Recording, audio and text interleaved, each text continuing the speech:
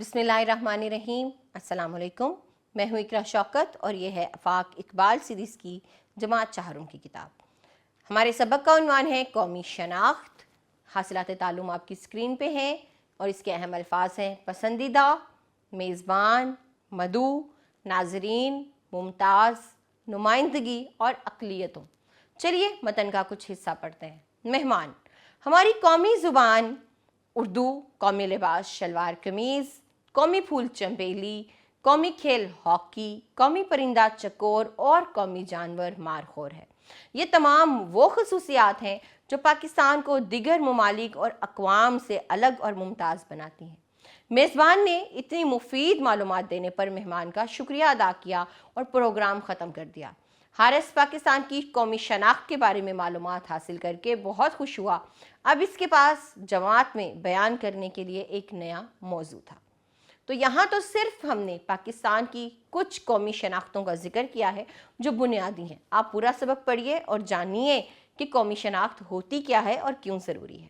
चलिए इन अल्फाज के मानी देखते हैं। शनाख्त है पहचान, मुमताज़ है मोअज़्ज़िज़ या नुमाया, अक्सरियत ज़्यादा होना और अलामत निशानी को कहते हैं। ये सवालात हैं जिनके आपको जवाबात देने हैं कि कौमी शनाख्त से क्या मुराद है। कौमी शनाख्त कौमी पहचान होती है जो किसी भी मुल्क को दूसरे मुल्क से, ममालिक से अलग और मुमताज़ बनाती है। जैसे पाकिस्तान की भी कुछ कौमी शनाख्तें आपने पीछे पढ़ी हैं, तो इस सबक को पढ़ने के बाद आप इन तमाम सवालात के जवाबात आसानी से दे सकेंगे। अगला सवाल ये है कि आपको ये सवाल देखते हुए, जुमला देखते हुए नीचे दिए गए जवाबात में से दुरुस्त जवाब का इंतखाब करना है। प्रोग्राम का मौजू था कौमी परचम, कौमी ज़ुबान, कौमी इत्तेहाद या कौमी शनाख्त। तो कौमी शनाख्त उसका मौजू था। आप सबक के मुताबिक दुरुस्त जवाबात दीजिए और इस सारी सरगर्मी को हल कीजिए। आइए बात करते हैं सबक कौमी शनाख्त। इसके अहम नकात पर आपस में बातचीत करें और ये नकात आप अपनी अल्फाज में भी बयान करें। अगला सवाल यह है कि एक तालिब इल्म की हैसियत से आप अपने मुल्क की तरक्की में क्या किरदार अदा कर सकते हैं। ये वो मौजू है जिस पर आपको आपस में बातचीत करनी है। मुल्क की तरक्की हमारी सबसे पहली तरजीह होनी चाहिए। वो मुल्क जिसमें हम रहते हैं, जीते जागते हैं, हंसते खेलते हैं, खाते पीते हैं और आज़ादी से अपनी ज़िंदगी गुजारते हैं, उसके लिए हर काम करना, अपनी जान तक की कुर्बानी देना हमारी पहली तरजीह होनी चाहिए।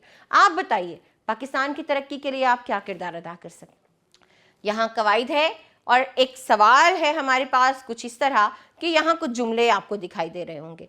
इन जुमलों में से आपने इसम मारफा और नकरा अलग अलग करके आगे दिए गए खानों में लिखने हैं। जैसे कुरान मजीद इल्हामी किताब है। इस जुमले में कुरान मजीद इसम मारफा है और किताब इसम नकरा है। हारून गाँव में रहता है। हारून इसम मारफा है और गाँव इसम नकरा है।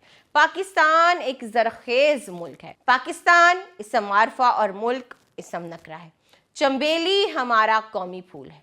चंबेली इसम मारफा है और फूल इसम नकरा है। इस्मा एक ज़हीन लड़की है। इस्मा इसम मारफा और लड़की इसम नकरा है। अगला तसव्वुर क्या है जी। अगला तसव्वुर जानने के लिए आपको पहले इन जुमलों को गौर से सुनना और पढ़ना होगा। आदिल बहुत ज़हीन है, वो हमेशा जमात में अव्वल आता है। इस जुमले में वो को नुमाया किया गया है। अगला जुमला सुनिए। आप तो बहुत समझदार निकले, इस जुमले में आपको नुमाया किया गया है। तो ये क्या है? ये है इसम ज़मीर। वो लफ्ज़ जो इसम की जगह बोला जाए उसको इसम ज़मीर कहते हैं। ठीक है जी। और इसम क्या है? बाज़ औक़ात ये फ़ाइल होता है। तो यहाँ पर हम ज़मीर फ़ाइली पढ़ रहे हैं। जैसे अब कुछ जुमले हैं, इसमें हमें ज़मीर फ़ाइली लिखना है, अलग करना है।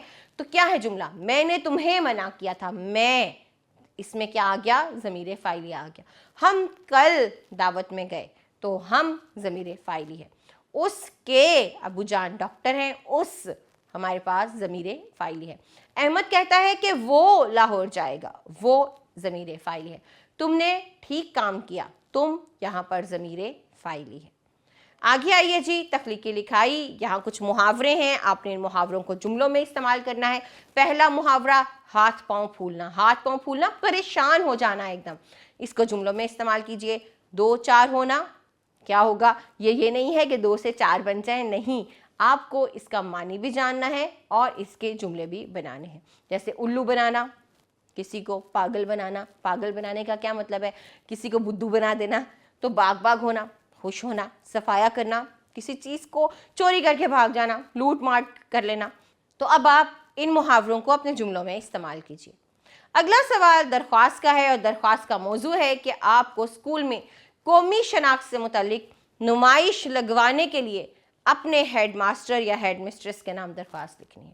آپ چاہتے ہیں کہ وہ جو تمام قومی شناختیں ہیں ہماری، ان کی نمائش آپ کے اسکول میں لگ سکے، تو اس عمل کے لیے درخواست لکھیے.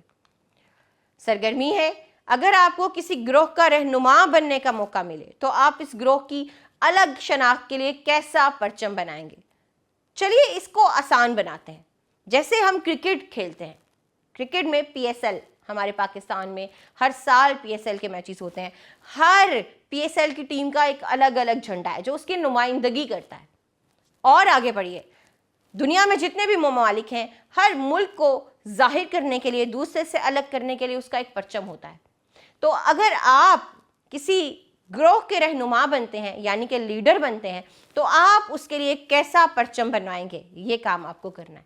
یہ پرچم بھی بنائیں آپ اور اس میں رنگ بھی بھر کے اس کو لوگوں کو دکھائیں. اگلا سوال یہ ہے کہ آپ کو ایک تقریر تیار کرنی ہے. تقریر کا موضوع ہے اردو زبان کی ضرورت و اہمیت. تقریر تو آپ لکھ لیں گے، پیش بھی کریں گے، لیکن اس کو پیش کرتے وقت آپ کو درست لب و لہجے اور آواز کے اتار چڑھاؤ کا خاص خیال رکھنا ہوگا. یہاں ہمارا سبق اختتام کو پہنچا. اب آپ ان تمام تصورات کو دہرائیے تاکہ امتحان میں یا جائزے میں آپ کے لیے آسانی ہو سکے. اپنا خیال رکھیے گا. اگلے سبق میں ملیں گے. خدا حافظ.